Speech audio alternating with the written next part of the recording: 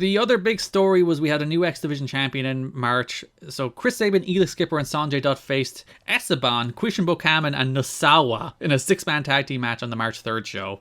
And if you watch very closely in the finish, Chris Sabin and Elix Skipper do stereo splashes and leg drops. Or actually, sorry, it's Sabin and Sanjay that do it. And you can see when Sabin lands, he very clearly tweaks his knee. He limps out. He's actually carried out, more or less. He's helped out by Sanjay and Skipper. Osaka Pro clowns here in NWA-TNA too. We've already talked about that. It's just fun to see him though. Some pretty iconic images for people who are like first delving into the world of Japanese professional wrestling, I feel. So I feel like it's one of the first things you see. It's like, like for good or for worse, you're like, what's Japanese professional wrestling? You're like, oh, some DDT match and some Osaka Pro match. Probably the first two things that come up. Yeah, show them the clowns. Yeah. Send in the clowns. Mike today tells us Eba-san's character is based on the Japanese god of prosperity. True. And the Quishin Bokaman's name is based on a landmark in Osaka. It's apparently a restaurant. Shout out to the new Osaka Pro, by the way. How are they doing? They have a TV deal on Gaora. Good for them. Do they still have clowns? I think they have some pretty remarkable attendances. Some entirely legitimate attendances, you mean? I've heard that there's some real legit attendances being reported for Osaka Pro. Good for them, and they're legit attendance. Good work, Zeus. See, I do have to say, Eba-san, Quishin Bokaman, and Nosawa might be the most random trio in TNA history. See, it's an interesting one, right? To just, like, stroll out here randomly. Well, Nosawa's an established guy. Yeah, Nosawa's been around. He shows up from time to time. It would have been really funny if the Torimon guys were with him, considering what's happening now. Or the Noah guys. Either. God, Nosawa's been everywhere. I also enjoyed Nosawa doing Great Muta tribute spots, given a lot of recent Noah booking. Well, he owes a lot of his career to Muta, so... God damn it. You paid the debt. You sure have. Don West was very impressed with the clowns as well. He was like, these clowns, they're very athletic. I still cannot believe we haven't got an ICP versus the Osaka Pro Clowns match. What a waste. But yes, the big thing. So Sabin, Sanjay, Skipper won. I guess we'll talk about the other thing. And Sabin seemed to injure his knee. So Sabin was missing for a few weeks. They didn't actually acknowledge it. Even all the way up to when he was coming out to vacate the belt. They were only just been saying on TV that, like, oh yeah, he's vacating the belt. Yeah, well, I think when they announced the first thing, they were like, it's a number one contender thing, right? Yeah. And then they switched to they're actually going to wrestle each other for the vacant belt. So I think they probably just held out hope. Because he's only going to be out for another few more weeks, but they figured it's just too long. He's already been off TV for the bones of a month. And also, TV coming up, probably want to have an X-Champ, considering it's a big focus. Yeah. So then March 10th is the X Cup. Then March 17th. Oh, we didn't even talk about the return of Frankie Kazarian. Jeez. So that's the most important part of the March 3rd show. We did, because I was like, what a great promo. Yeah, so Frankie Kazarian returns on the March 3rd show as well. He cuts a promo about how he's mad that he wasn't in the America's X Cup, about how Jerry Lynn, in particular, was keeping him out of TNA and keeping out of Team TNA. Yeah, this is a hell of a promo. Go listen. Listen, and Frankie does become a good promo. Like, Frankie, particularly in the Bad Influence era, I think he really comes into his own. He's very charismatic. Yeah, he just doesn't have it quite yet. No, this isn't his moment. But he does wrestle Jerry Lynn, with the idea being that he wants to prove that he belongs in TNA and belongs in the X Cup, and he does beat Jerry Lynn. Then that's when Raven came out, and I'm standing up, I'm screaming, serotonin, serotonin. I'm waiting for it, but no. It must be noted Frankie is no longer the ladies' man. Well, we don't know that. Just maybe he keeps more professional in the ring now. That's true. The whole idea was that he was hitting on the cage dancers, and they're not there anymore.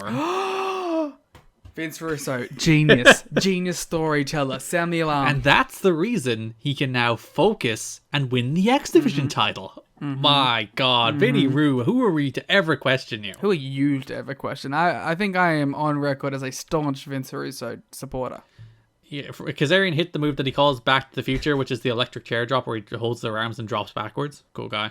And I do like that they focus on Jerry Lynn's shoulder injury. That's like a reoccurring thing coming out of that first America's X Cup, because it's probably still hurt. But they do build it into the story of all of his matches, where it's like his shoulder's injured, so he's not the same Jerry Lynn he used to be. So yeah, Kazarian wins with the La Magistral Cradle and then rubs it in Lynn's face before he gets DDT'd by Raven. Then the next match we have is him opening the show against Elix Skipper, I believe. Yeah, so they have a nice little match. Kaz holds the tights and wins. Then Kaz jumps Skipper after the match for some reason, even though he already won. But then Jerry Lynn makes the save. Proving a point that he's a right bastard. He is. He's a mean guy. He's just attacking people. Don't attack Elix Skipper. He's going through a lot right now. And he does actually kind of get over, like properly get over, because every time he does something cool, like the crowd chant, "You still suck" at him, which is a good bit. Yeah. Yeah, and it was a really impressive one where he hit that crazy dive, and then they're like, well, you still suck. Yeah. Oh, Jesus. Literally anything he does, it's like, "Nah, you suck." It's a good bit to like yell at a good wrestler that they suck. So the main event of the March 24th show, the whole idea was the X Division is back in the main event for the first time in a while, and we also have the return of the Amazing Red. And thank God. Yes, the last time we saw Red was July 16th when he lost to Elix Skipper, so it's been the bones of 8 months since we've had Amazing Red on NWA-TNA, and he rules and he's the best and I miss him. I was excited to see him back, and he does Amazing Red shit. That match, Amazing Red defeated Jerry Lynn, P.D. Williams, Elix Skipper, Frankie Kazarian, and Nasawa to become #1 contender. Sour Man, TNA main eventer. He's going to be like having TNA matches all through the year. So Nasawa, big TNA guy in 2004. I love it. I love seeing some Nasawa. So Lynn eliminated Nasawa with the cradle pile driver. PD helped Kaz eliminate Lynn by holding the like a cradle in the ropes. Kaz then swerved PD and pinned him with the Wave of the Future after PD hit the first Canadian destroyer in TNA history. I missed it.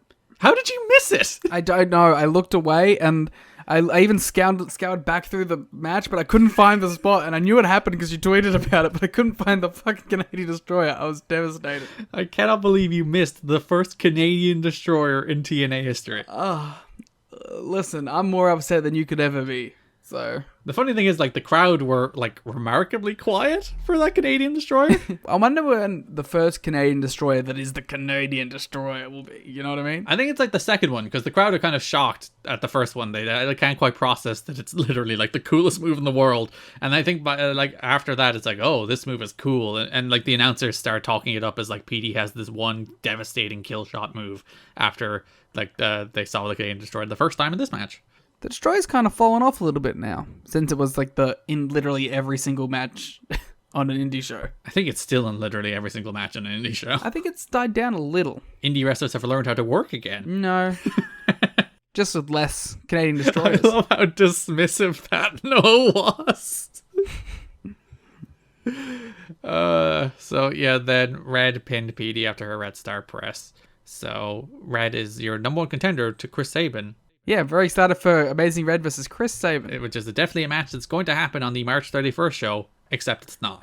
So Chris Sabin has injured his knee, and they've made the decision to vacate the X Division title. Chris Sabin comes out on crutches. TNA officials asked him to FedEx the title back, but he is like, no, I am a man. I will present it to you in person. I will pay for my own flight. I will come down here, and I will present the title. So I hope he didn't pay for his own flight. So They were like, Chris, please, just FedEx it. We really don't want... Okay, you can come down. So Kaz defeated Amazing Red to become your new X Division champion, Frankie Kazarian, becoming X Division champion for the very first time. I thought this was the second time. Shows you how much I pay attention to the X Division. So yeah, I thought they had a good little match. Nothing special, but a good little match. I thought for sure that Red was winning this. I honestly think Red probably should have won it, but listen, I can't control 2004 TNA booking. Maybe they just were going for the upset. And like they did bring Kaz back as a pushed entity. He did beat Jerry Lynn. He did beat Elix Skipper. He did have like a run through most of that. It six-man still match. felt like an upset though. Especially because like they made kind of a deal about Red coming back. He won the 6-man. They're like, Red's back. It's his first. He's back for the first time in 8 months. I would have thought they would just put the X belt on him. Yeah. But no, Frankie Kazarian is your new X Division champion. Very cool. I think he's PWG champion at the same time. Hell of a resume. He loves winning with roll-ups, apparently, because yeah, Red missed the Red Star press, and then Kaz caught him with a cradle again, and then slapped Chris Sabin at ringside. But then the entire of Team NWA came out and whooped his ass. Kind of rules. He can't get a push. He beats Jerry Lynn, and Raven beats him up. He wins the X title, and all of Team NWA beats him up. I like Kaz, man. I like Kaz as like a shit-eating heel, you know? Fun stuff. I also like that the guy that everyone hated for a while is now like you can't touch Sabin. Yeah, Sabin's a babyface now, apparently. Yeah, well, he has been for a bit, but he's earned his stripes now, and he's like one of the boys. Yeah, it was basically when he's put in Team NWA that they just he's a babyface now. It was a little bit before that, but yeah. So yeah, Kaz is your X Division champion. He is much better as a heel. I think he works better as a heel. He's a more natural heel. Also, he doesn't have to be like, oh, look at the ladies. Don't know why he's Irish.